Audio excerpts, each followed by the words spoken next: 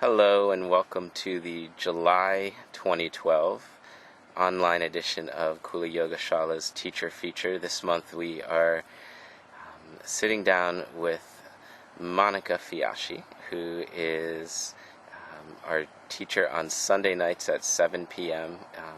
Monica is teaching a beautiful practice called Yoga Nidra, and she was kind enough to take some time out of her morning this weekend to just sit down with us and describe a little bit about this practice and offer you an opportunity to get to know her a little bit better than just looking at her headshot can tell you or reading her bio. So thank you, Monica.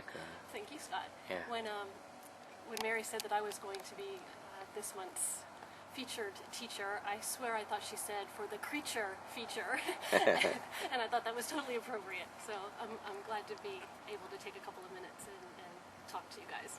Cool, thank you. So will you tell us first maybe just a little bit about your foray into all things yoga, how that happened? Sure. Just because I know it's interesting. Oh, thanks. I came to yoga as kind of a late bloomer. I got married very young, had kids, began a career as a paralegal. And as I progressed in my work life, I found that there was just so much stress that I did not know what to do with. The legal world isn't easy. And so like a lot of people do, I went and started working out. And that made my body feel better, but I knew that there was so much more that I could be experiencing. My kids grew up, and I had some time, and I thought, yoga, why not? It just kind of beckoned to me. I had dabbled in it a little bit here and there, but never really delved into it.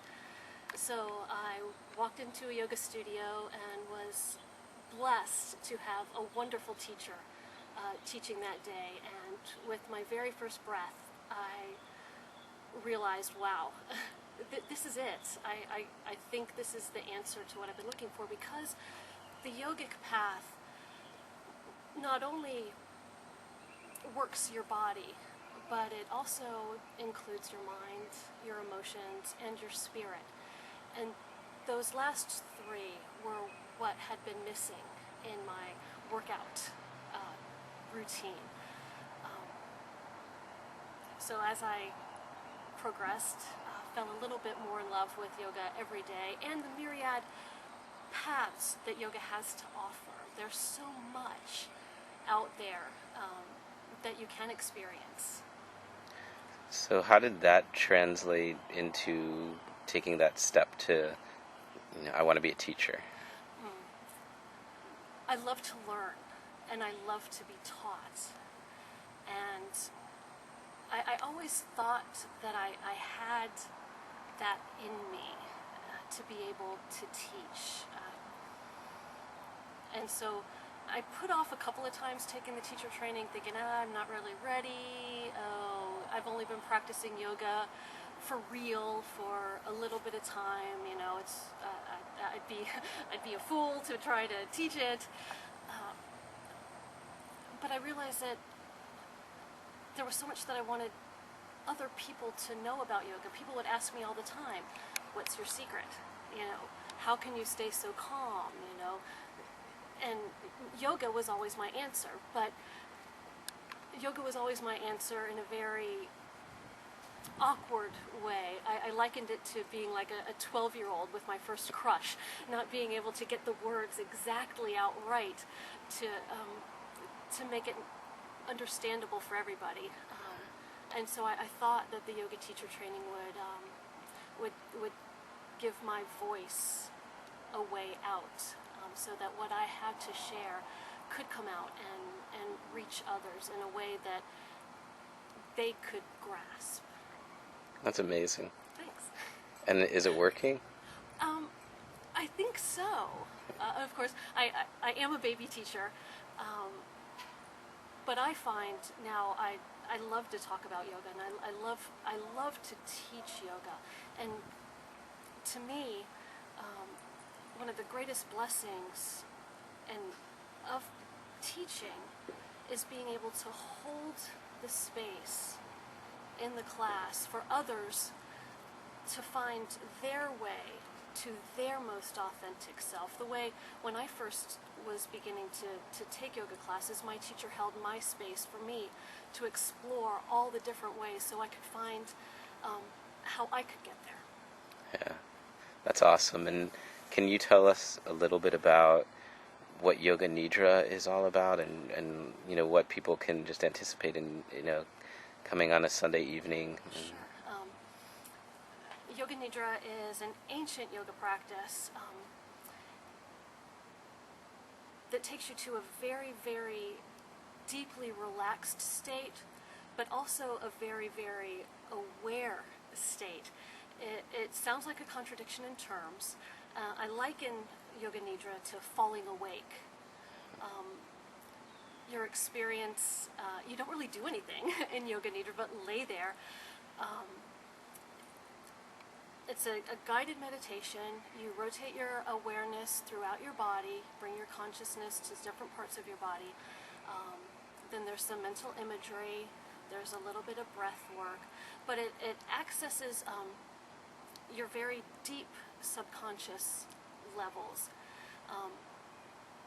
It's called yogic sleep. It's kind of like taking a nap, but not really falling asleep, which is hard for people in the beginning as well, because you're very comfortable, you're laid out on the floor, you've got your cushions and you're all cozy, and the tendency, especially in today's world, we're always go, go, go, go, go. The opportunity to take a nap is something that I think more adults should take advantage of. But in yoga nidra, you don't fall asleep, but you're very relaxed, and in that state, all kinds of amazing things can happen on an unconscious and a subconscious and even a conscious level. So, just so people are clear too, then they're not really coming and doing yoga postures. They're, it's like bring a pillow and a blanket. Wear loose, comfortable clothes. Bring a pillow and a blanket. You lay on the floor.